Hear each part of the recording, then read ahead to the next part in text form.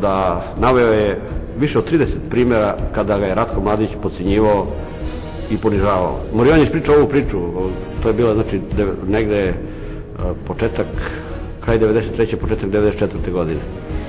I Morion je došao u 12, kako mu je Mladić zakazao, međutim Mladić se nije pojavljivao i Morion je čekao oko 40 minuta.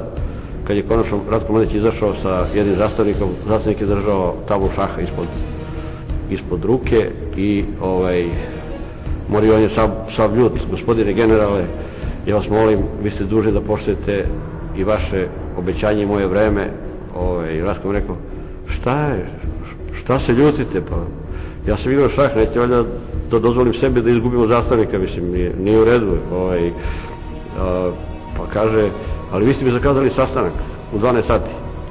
Onda je on rekao: pa to vi možete zakazivati u svojoj državi, ovo je moja zemlja, pa ja ću vas primiti kad se meni to prohte.